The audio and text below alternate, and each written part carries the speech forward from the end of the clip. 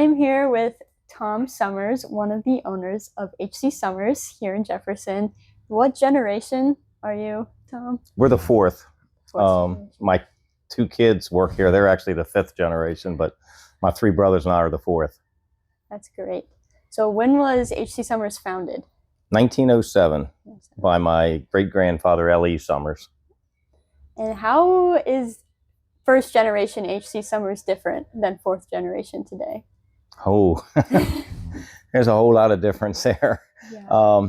Back when he founded it was like a grain feed, for all farm related, mostly feed and grain.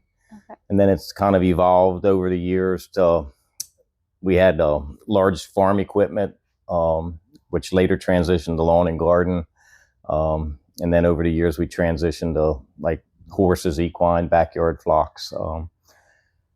So now, back then it was 100% pure agriculture. Now it's what was probably in the 80s, 95% dairy is now probably 90% equine. So it's been a gradual transition and continues to change. Yeah. And then one of your bigger clients is the Catoctin Wildlife Reserve here in Frederick.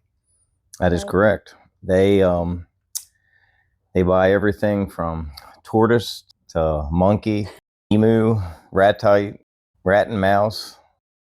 If they have it, we feed it. Yeah, that's a lot. So then you operate the business with your two other brothers. There's two other brothers that work on the day-to-day operations. Mike manages the lawn and garden center where the tractors and tractor repair is. Mark works down here with me. And then our fourth brother is an equal partner in the business, but he's an accountant. So he just gets our book work. He's not here on the day-to-day, but is every bit as much of the part of the business as we are. What was it like growing up in the business?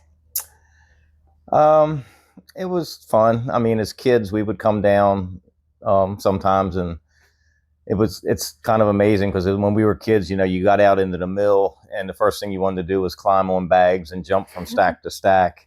And now that I have kids, when my kids were younger, they did the same thing. And now my grandkids, who I have three, as soon as they come here, they're out in the warehouse climbing on the bags, jumping from pile to pile. That's great. So what is your role in the business? I guess if I had to put a tag on it, I'm kind of general manager. I kind of oversee a lot of things, not necessarily hands-on.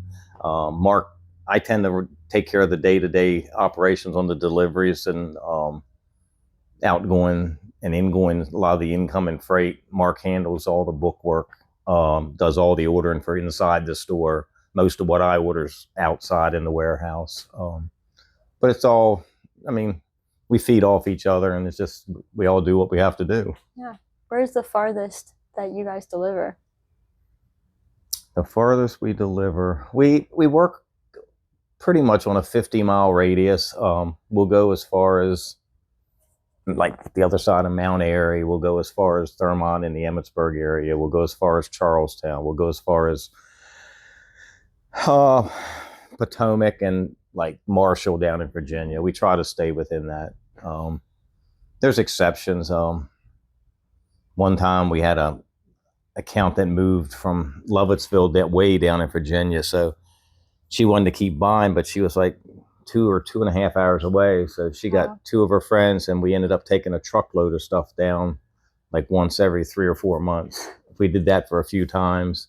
There was a time when we were hauling coal to a coal-fired pizza in downtown Baltimore.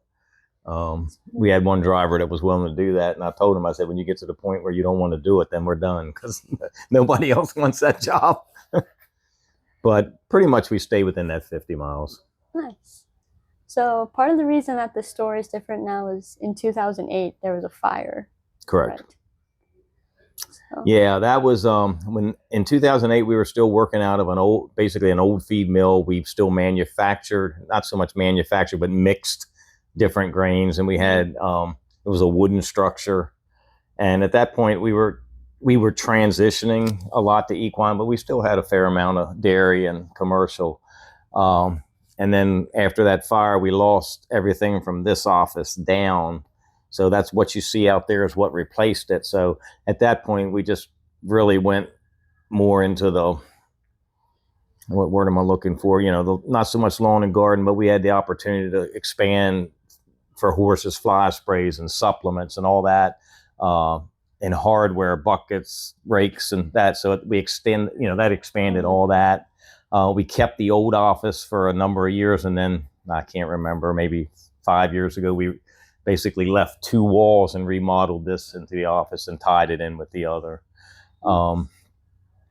That was the fire was in 2008, and we worked out of the new store in 2010. December of 2010 was when we started in a new store. So that was a long road. And then in the meantime, we were working out of trailers, out of the this other building, which is the old trolley barn. And the only way we would ever survive that long is with a good solid customer base, friends, whole small town, and the employees we had were just fantastic. What they had to go through that 2 years was just it was hell. But every one of them stuck with us. So yeah. How many days after the fire were you back in business? The fire was on a Saturday, early Saturday morning, like I don't know, 1 or 2 o'clock. I think the alarm went out, and by 10 or 11, it was pretty much out. I mean, it was still smoking, and there was still a truck here, but we kind of dug in, and the other two, and Mike and Mark and I, we decided that come hell or high water, we were going to be open on Monday morning, knowing we'd be limping. And we were. Wow. We and a lot of that was because of some of our suppliers. I mean, we had a good friend of ours stopped, and first question out of his mouth was, "What do you need, boy?" And I said, "I got to have some sea containers. I said, have something to put stuff in." And 3 hours later, he was in with the first one and brought 2 more before the day was done. We called Purina that morning, told them what had happened, and they called me back and said, basically the chief, or not the manager of the Harrisburg plant, said, "What do you need?" And I told him certain things I needed. I said, "But what I really need is feed." And he said, "Well, I'm going to give you Luann's number," who was the girl in the order department. She said, "Get hold of her." She said, "Whether we can fill all of it, but tell her what you want." And we put an order in for 2 loads. The first load was here at 8 o'clock on Monday. The second was here about 11. So those are the kind of things that let us open up on Monday. Yeah. So, but yeah, that was, and I don't know, to this day, I don't know if I did it more for us or, for some, the customers, but I think in our minds, we needed to do that just to prove to us it wasn't going to lick us. So yeah, that's great. What do you like about being in Jefferson? What do I like about being in Jefferson? That's a tough one to answer because I've never been anywhere else. You like the community. You've been here so long. It's a wonderful community. It's the fire was a good example. I mean, I can't tell you how many different people reached out to us, bringing us lunch, bringing us, offering help, asking if we could haul anything, just one thing after another, just the outreach. And it's just a close-knit community. I honestly can't imagine living anywhere else. That's great. So you've been a business owner for a while.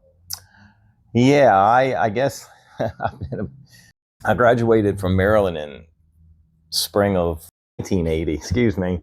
Our father died in 79, so that last year I was kind of going back and forth. But that's actually when Mike and I at that time took over and took the reins as full time. Mike was already working full time, but I guess that's when it became ours, not our ownership, but our job to run. And then later on, Mark, who was working for a computer firm, we brought him back in it. So nice. What's one piece of advice you would give to a new business owner? Just be honest and treat people like people. I mean, that's kind of like a life motto for me. You just treat people like you would want to be treated. Don't step on them. Treat them nice. And there's days you'd like to choke people, but you just gotta suck that up and move on. But that would be my advice: is just treat people like people and be honest. Anything else you want to share? It's been sometimes hard, but it's been a good life, and I don't probably regret ever doing what I've done over the years. It's been rewarding. But and part of that is we've had good employees all along the way, and we can't do what we do without them. I mean, we just Mhm. can't. And the crew I've got right now, I'd put up against anybody's crew. I mean, that's how much I think of them. They're a fantastic bunch. They make my job easy. Or